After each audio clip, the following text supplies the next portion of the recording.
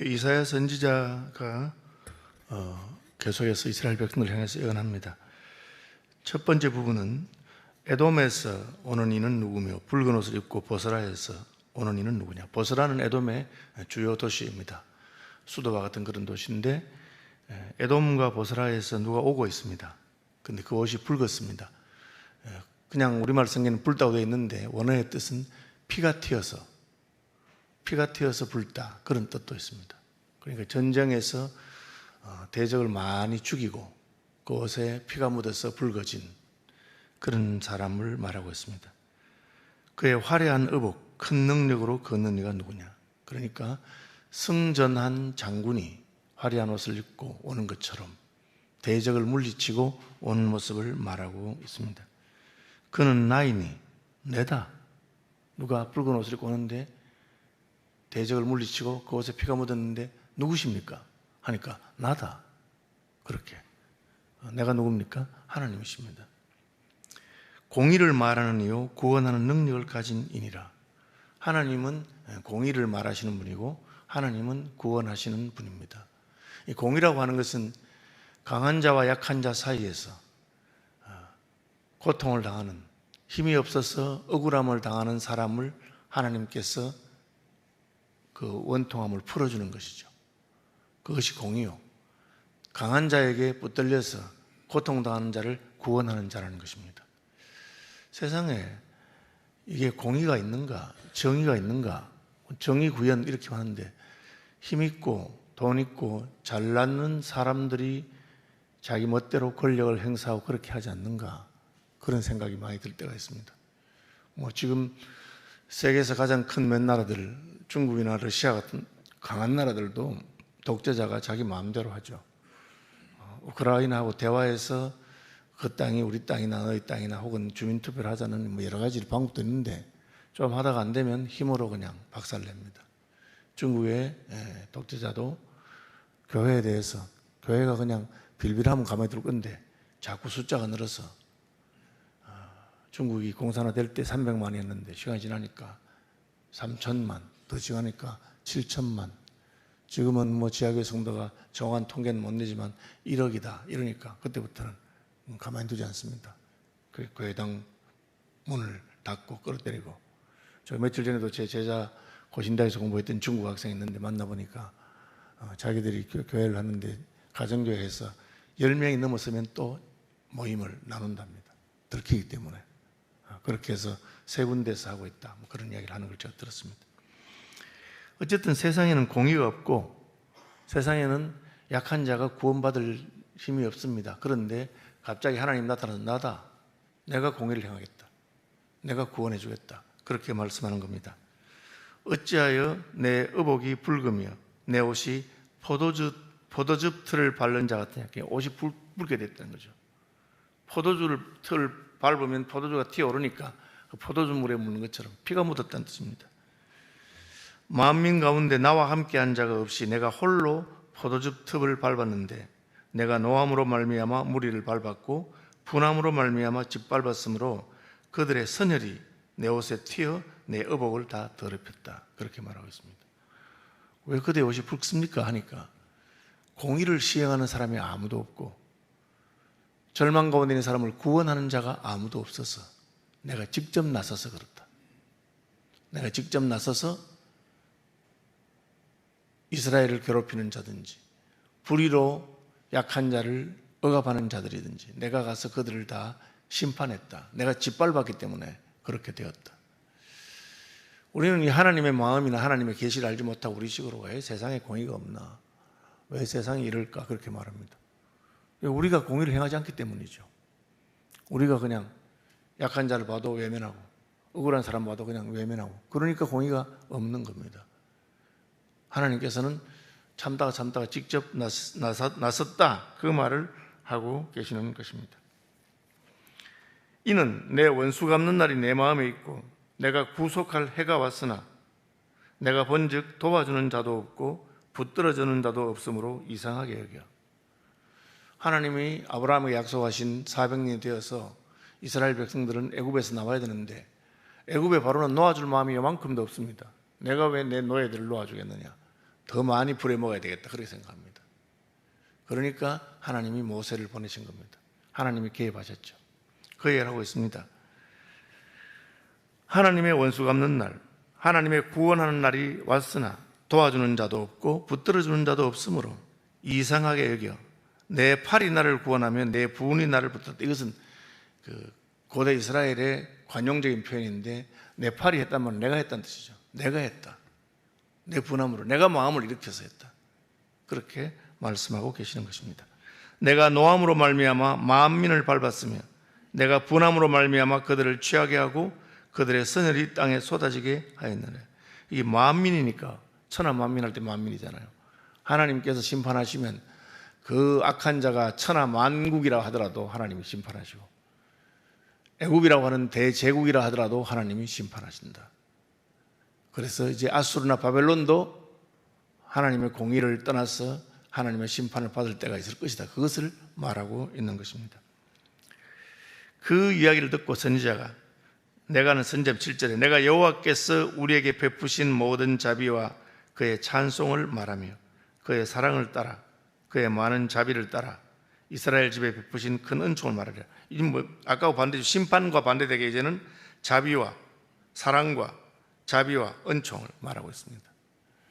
하나님께서 그렇게 심판하는 분이셨지만 우리한테는 그렇게 하지 않으셨다.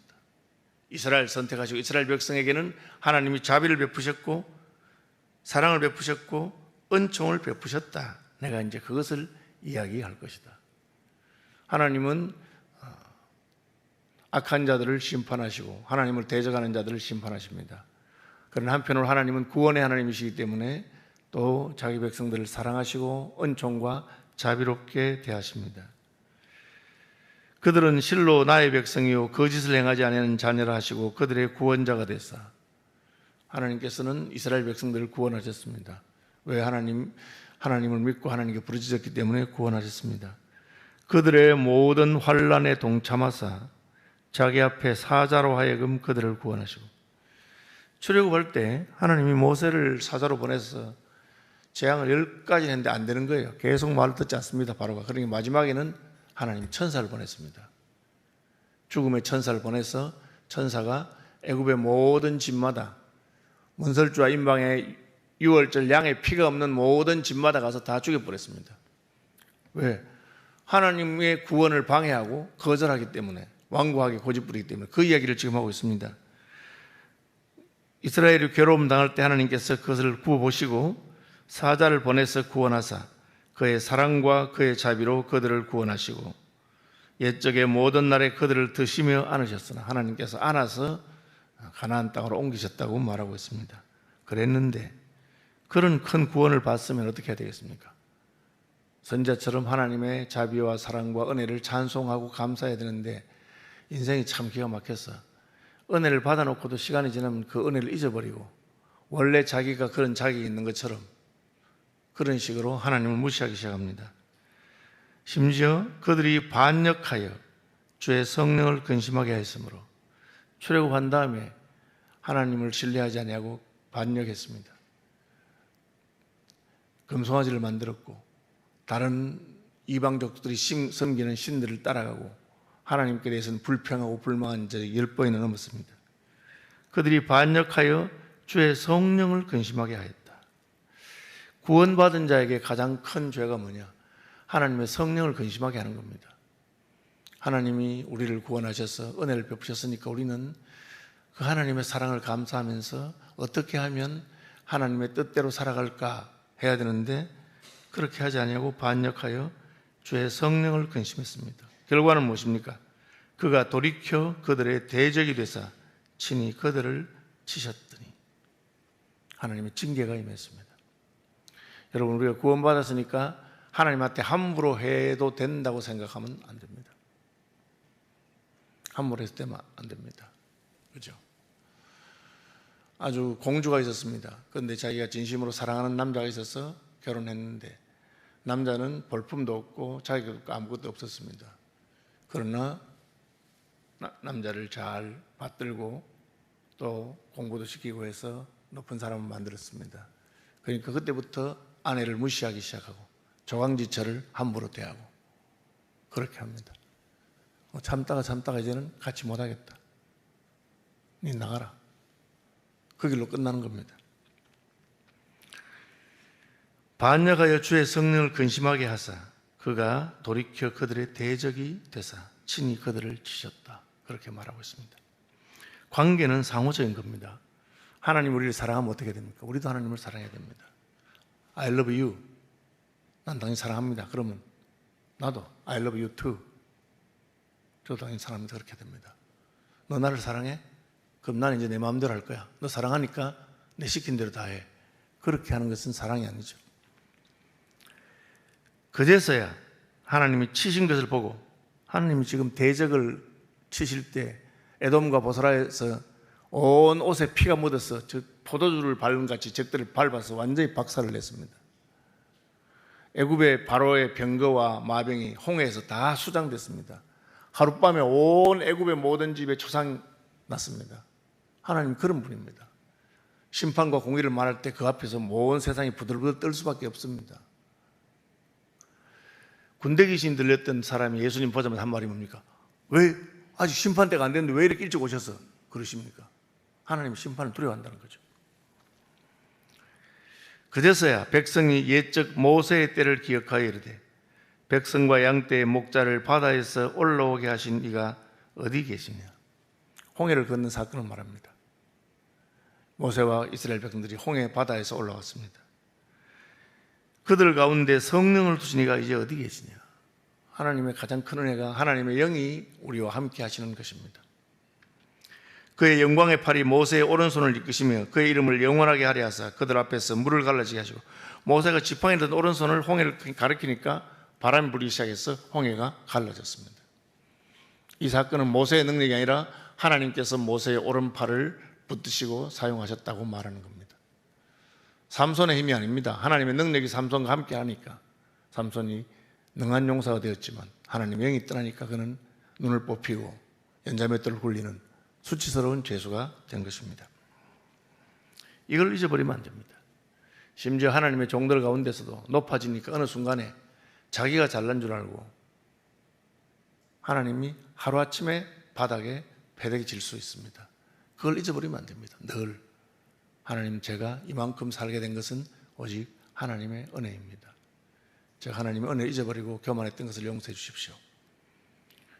그들을 기품으로 인도하시되 광야에 있는 말같이 넘어지지 않게 하시니가 이제 어디 계시냐? 옛날에는 하나님이 함께 하시니까 우리가 바다 가운데로 들어가도 깊은 데로 들어가도 괜찮았습니다. 그런데 이제 여호와 영이 그들을 골짜기로 내려가는 가축같이 편히 쉬게 하셨도다. 주께서 이와 같이 주의 백성을 인도하사 이름을 영화롭게 하셨나이다 하였느니라. 그것을 상기하는 겁니다. 하나님 앞에서 징계를 당하고는 하나님, 우리 하나님, 마치 탕자가 아버지의 은혜를 잊어버리고 마음대로 살다가 쫄딱 망하니까 그제서야 생각이 났습니다. 내 아버지 집에는 양식이 풍족한 품꾼이 얼마나 많던가. 내가 지금 이게 무슨 꼴이냐. 아버지께 받은 은혜, 그때 먹었던 음식과 모든 걸 생각하니까 아버지께로 돌아가야 되겠다. 그걸 말하는 겁니다. 옛적에 하나님이 우리와 함께 하셨을 때, 하나님이 우리와 함께 할 때 바로의 군대도 우리를 건드리지 못하고 견고한 여리고 성도 우리를 막지 못하고 어떤 자들도 우리를 어떻게 하지 못했는데 우리가 어쩌다가 나라는 망하고 백성들은 쫓겨나고 이런 일이 됐을까? 과거를, 하나님의 구원을 회고하는 것입니다. 그리고 기도하기 시작합니다. 주여 하늘에서 굽이 살피시며 주의 거룩하고 영화로운 처소에서 보옵소서. 주의 열성과 능하신 행동이 이제 어디 있나이까? 주께서 베푸시던 간곡한 자비와 사랑이 내게 거쳤나이다. 하나님 다시 한번 그 자비와 사랑을 베풀어 주시옵소서 하고 기도하기 시작하는 것입니다. 하나님이 굽어오시면 어떻게 됩니까?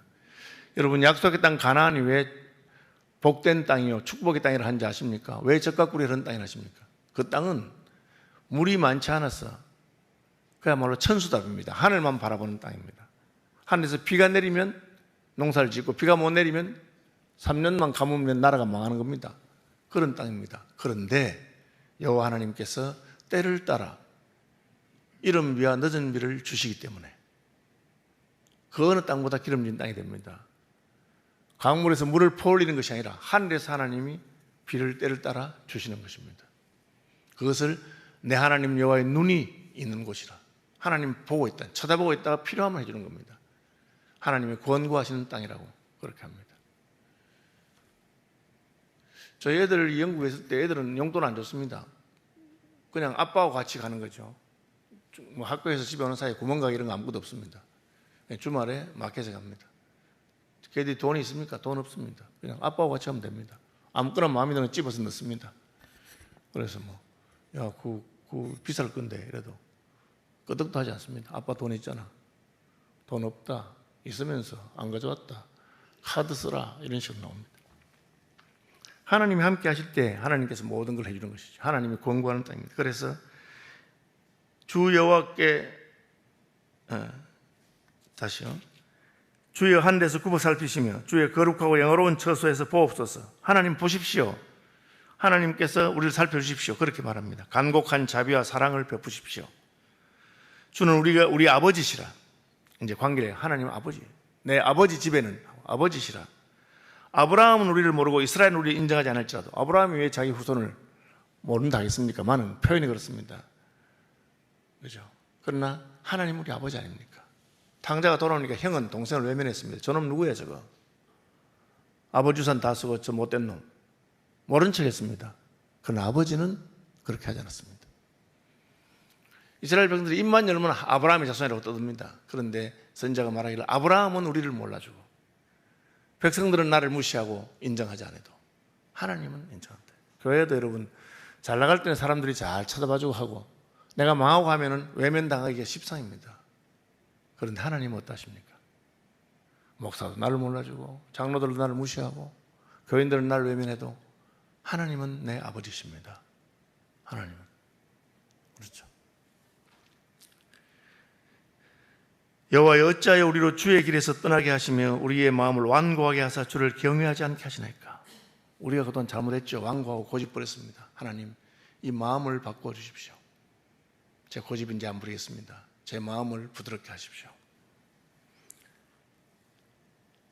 주의 거룩한 백성이 땅을 차지한 지 오래지 아니하여 우리의 원수가 주의 성소를 위하였나이다. 약속의 땅에서 한 몇백 년 살다가 뺏겨버렸습니다. 하나님 영원히 우리에게 준다 하지 않습니까? 하나님 다시 돌이켜 주옵소서. 이 기도하는 겁니다.